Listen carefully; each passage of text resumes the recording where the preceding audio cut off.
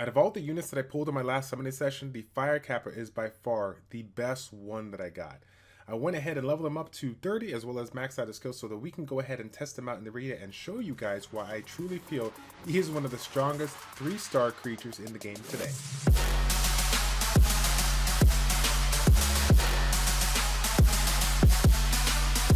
What's going on, everybody? It's Childish. We're back at it again, coming at you with that first video featuring our newest 3-star creature, the Fire Kappa.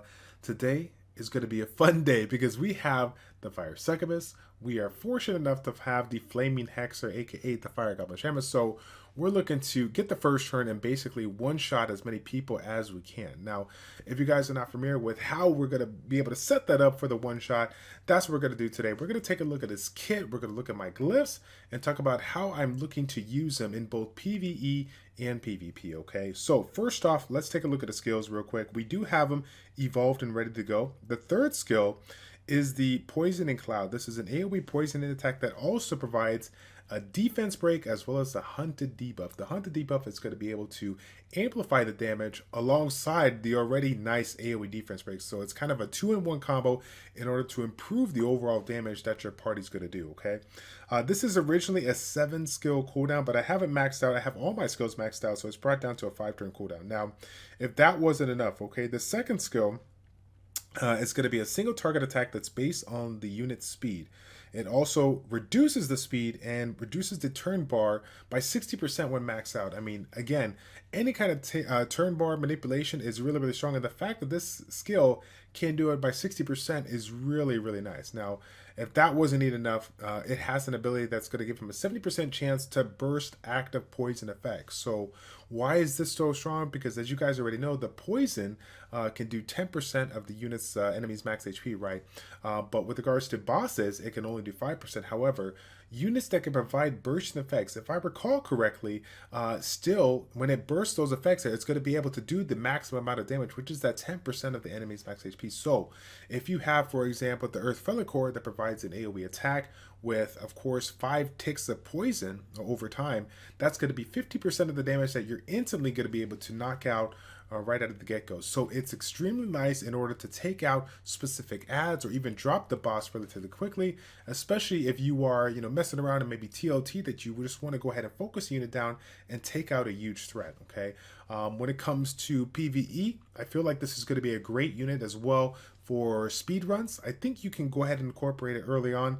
But any opportunity that you have to go ahead and speed up the runs with regards to your composition, if you have a very, very strong, heavy damage dealing team, regardless if it's HP scaling, attack scaling, or defense scaling, if you have the glyphs to back it up, the third skill, the defense break, the hunting ability, is definitely going to assist you in providing that damage. When it comes to the first skill, we have, I think the skill, when it gets evolved, it can be either a speed, either damage based on speed, or provides an elemental advantage buff over all enemies. And that's the one that I got.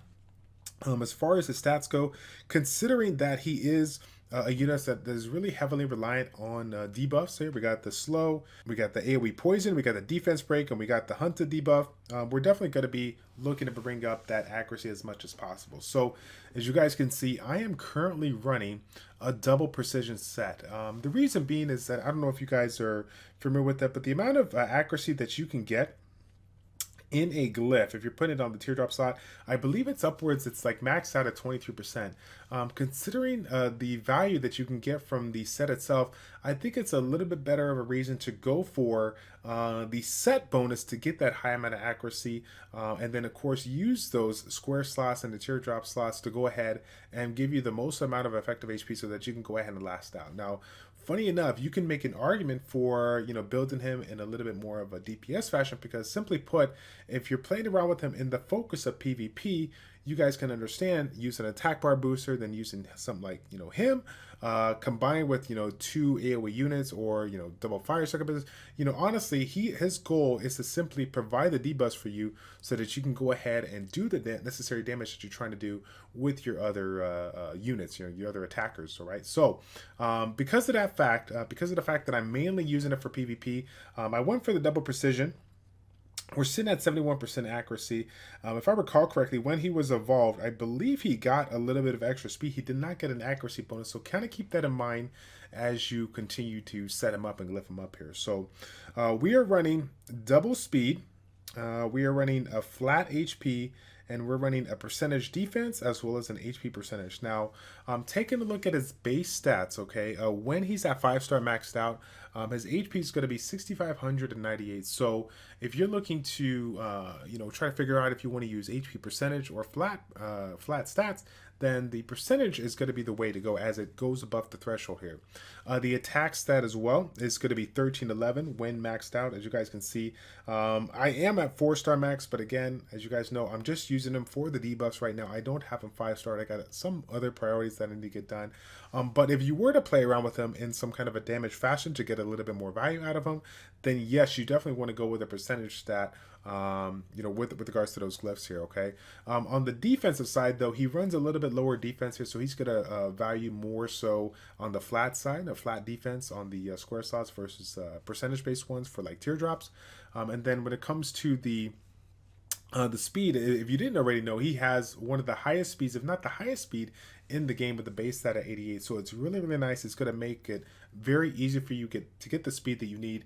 For regards to PvP, of course, we're looking to use our attack bar booster or attack bar reducer, whichever one you have. Use it, and then of course make him so that he is the next one to go, either speed tune if you use an attack bar booster, or for me, the Flaming Hexer, I'm looking to reduce those attack bars and just make sure that out of the next 3 units that I have, that he's going to be the first one to go, so I can set up my other units in order to do max damage here. So as far as this goes, some of the things that I definitely want to improve, I would like to get him, since I'm playing around with him on the PvE side as well, even though I don't have like, a full-blown, attack or HP scaling, set up with, a lot of damage. I'm still playing around with him in some PvE stages.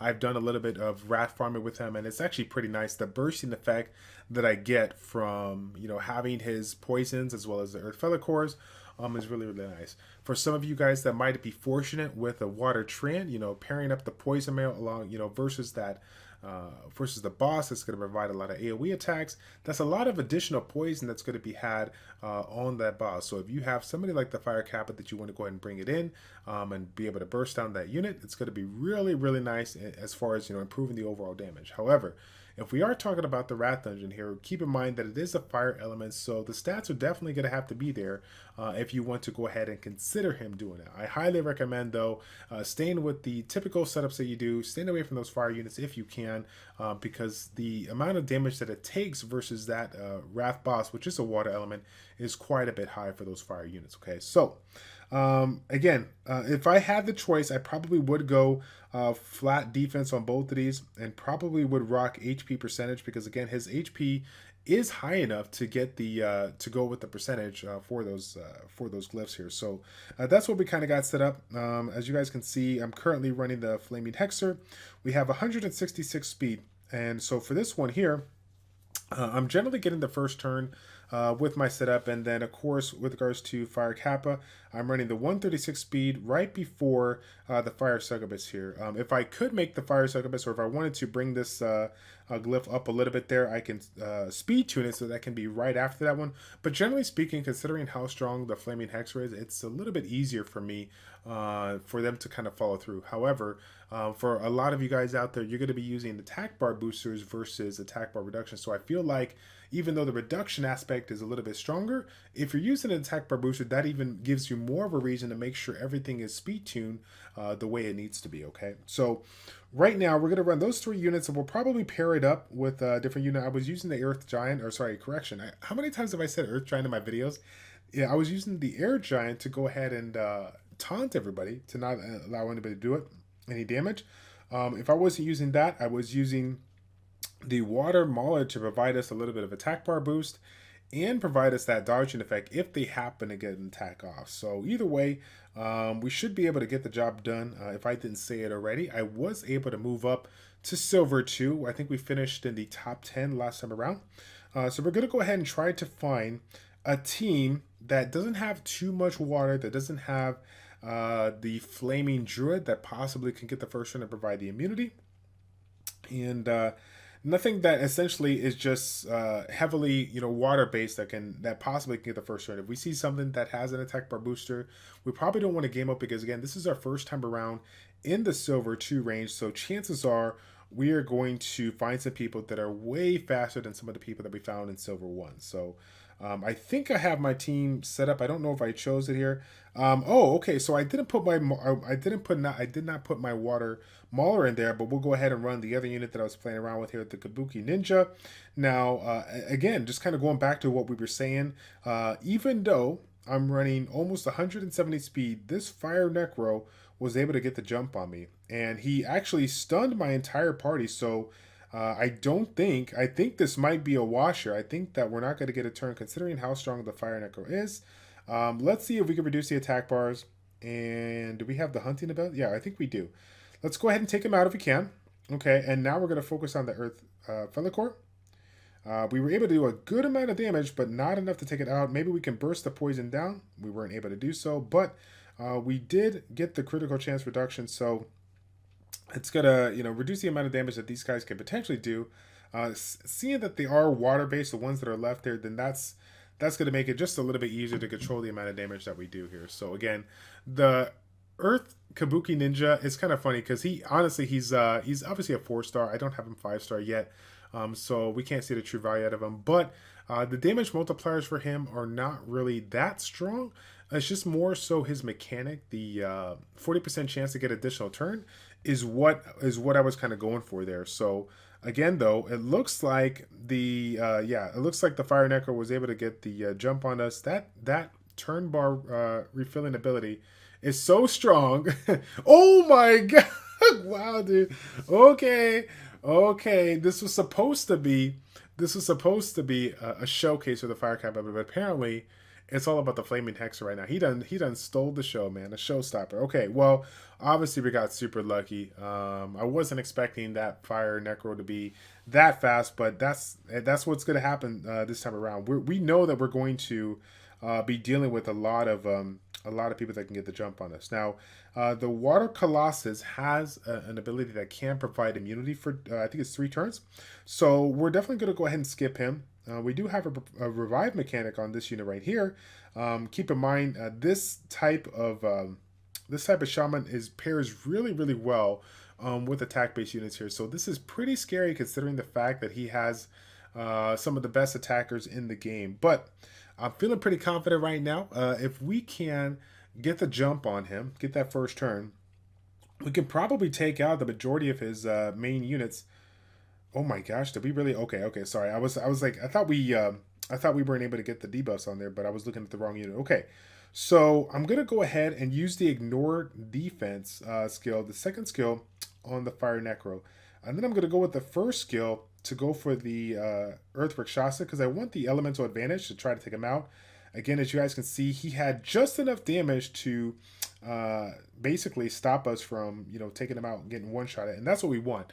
That's why I'm so excited about the Fire Kappa, because the additional damage that it's going to allow us to do is going to give the Fire Succubus a chance to get those additional turns. And literally, if we find the right team, or we have the right setup, we can essentially like one-shot everybody with the Fire Succubus. Okay, so I feel like let's go ahead and work the water faces is pretty nasty, but we're gonna go ahead. I think we'll go ahead and try to. Let's see if we can just crit on this guy and take him out. Oh, super close, unfortunately. But let's go ahead and just get him out now. Let's reduce the critical chance on the Fire Necro. Again, I don't think it's going to matter all too much. Wait a second. That invincibility for 2 turns. Oh my god, I can't believe I hit him. Okay, I think we're still going to be good.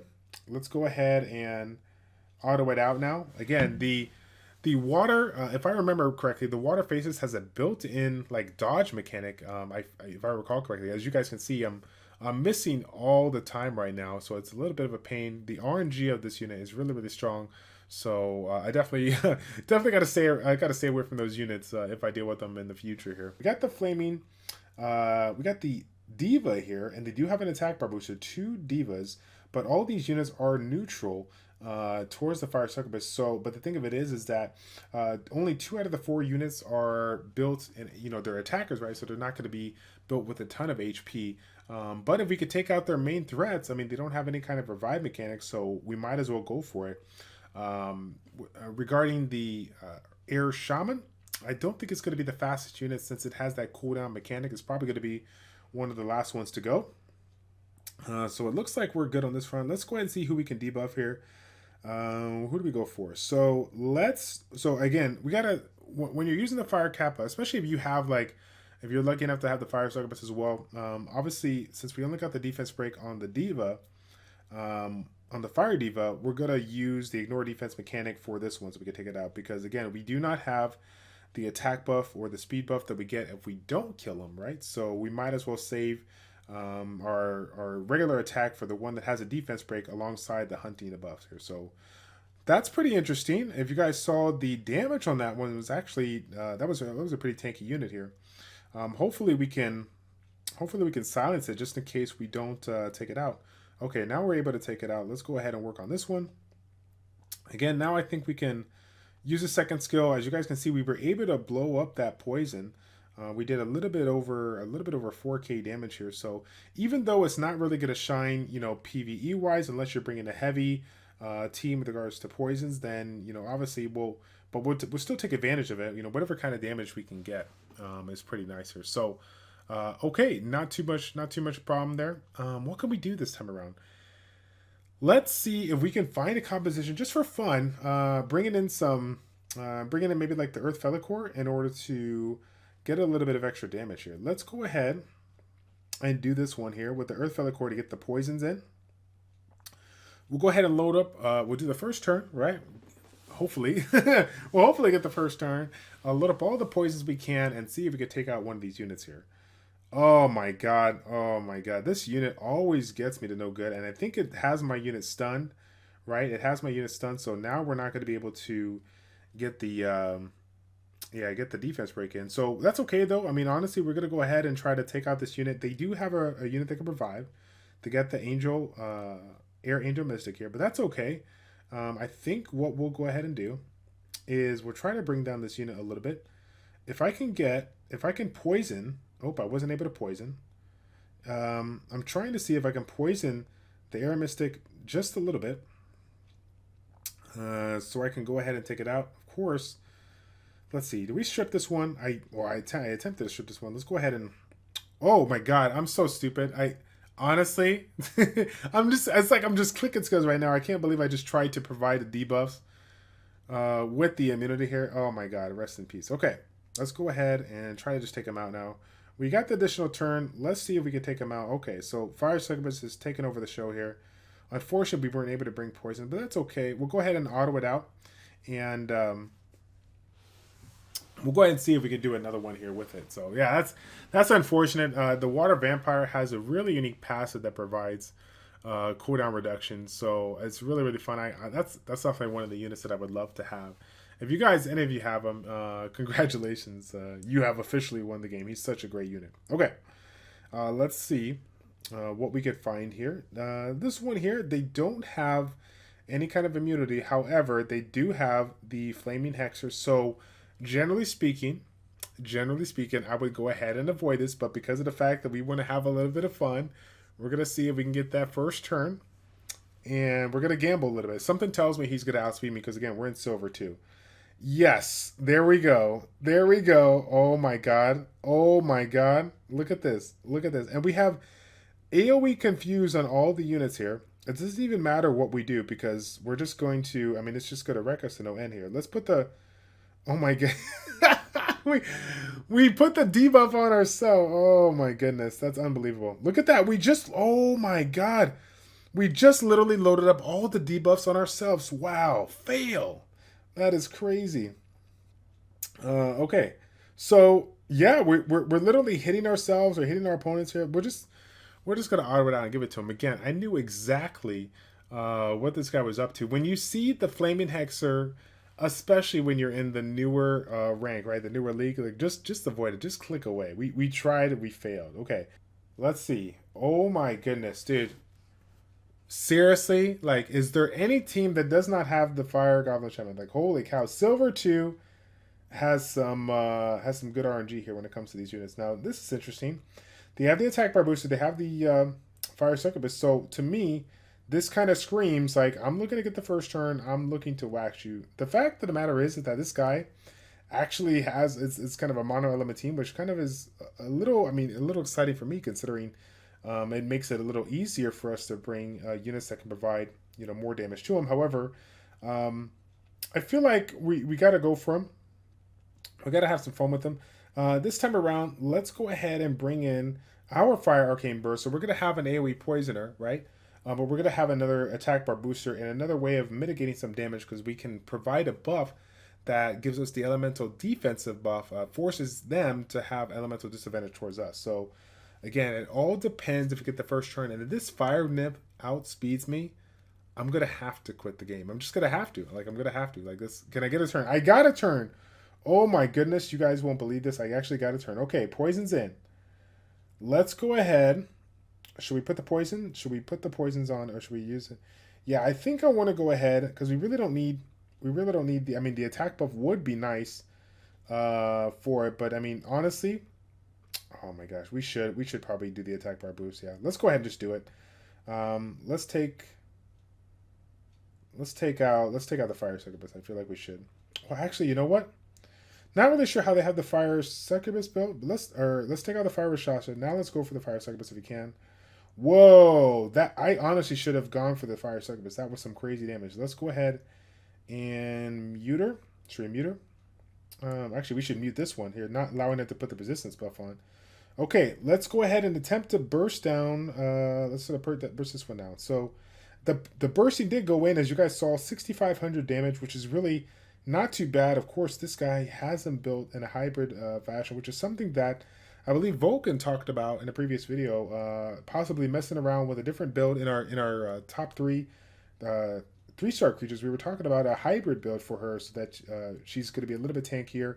And I feel like it's something to mess around with. And it looks like people are already doing it here. So, okay. So we finally got it in. You guys saw it. It was official.